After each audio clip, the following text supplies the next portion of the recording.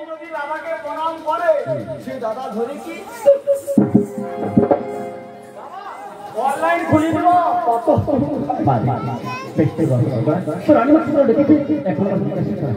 ঠিক আছে মা বাবা আসো পা ধোয়া জল খাও বলো সাথে বলো ওই যে দাসিও পড়ছি শোনে প্রহরাজন আমার বচন নিশিতে দেখেছি সবান ষষ্ঠী দেবী না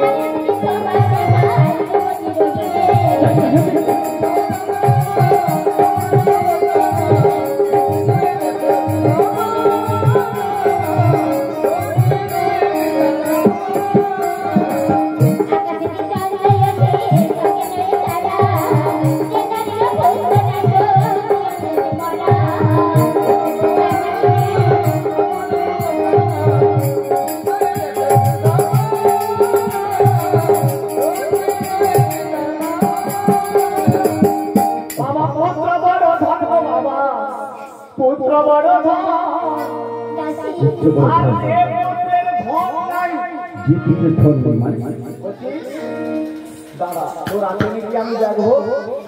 আর যদি নাই আমি তোকে দিব দেখবো তো বাবা আচ্ছা বলে বসে পাই যাচ্ছে বাবা পুত্র বড় ধন গো বাবা পুত্র বড় বড় আর যে পুত্রের ধন নেই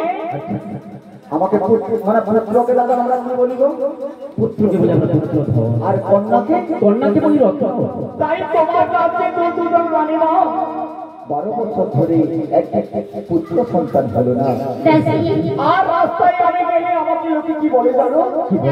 ওরে দাসী তোদের বাড়িতে রয়েছে কলঙ্কিনী আটকুড়ি রাজা আমার কথা বলিস না বাকি আমার কথা বলিস না আমার তো হচ্ছে ঈশ্বরের দান সময় হলে নিশ্চয়ই হবে ও দাদু গভীর হবে গরম কা চলি এলা শীত কা চলি এলা আবার বর্ষা না আইলা তাই না ছানাটা চলতেই হবে কেন তুই আমি বললে হয় না ও তো ঈশ্বরের দান সময় হলে নিশ্চয়ই হবে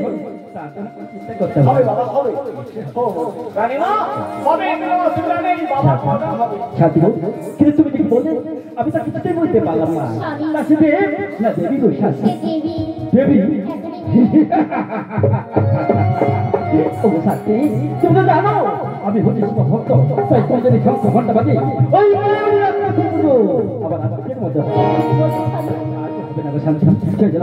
যদি পেটে করতে হয় আমার সেই এই করতে আশিকে দুই শহর নিতে পারে মানে বাসনা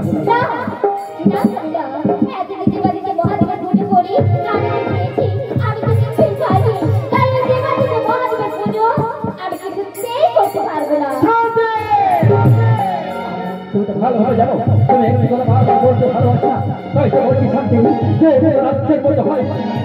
বংশের মধ্যে হয় বংশের মধ্যে হয় তাই দিতে পারবো না যদি যদি করতে হয় আমার সেই নিয়ে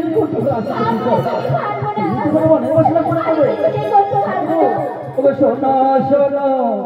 শান্তি দাঁড়ি গো তোকে বচন কেন চিন্তা করো সখী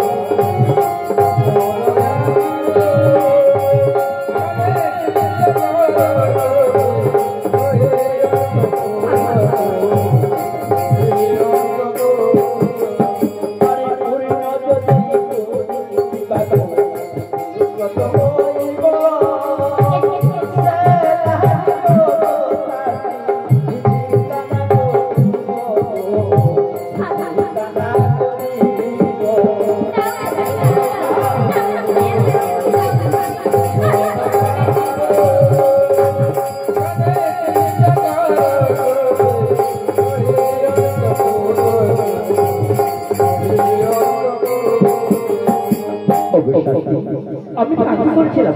তাই তোমার মতো সুন্দরী ভাবি পেয়েছি করছিলাম বলে আজ কি সুন্দর আর যেতে গেলে যে চিন্তা আমরা পূর্ণ করেছি সে চিন্তা আমাদের পুত্র কি বা কন্যা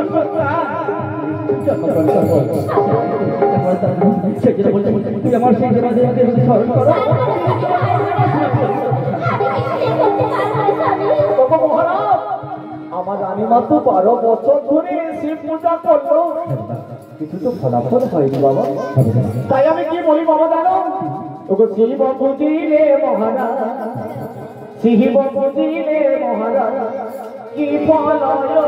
গো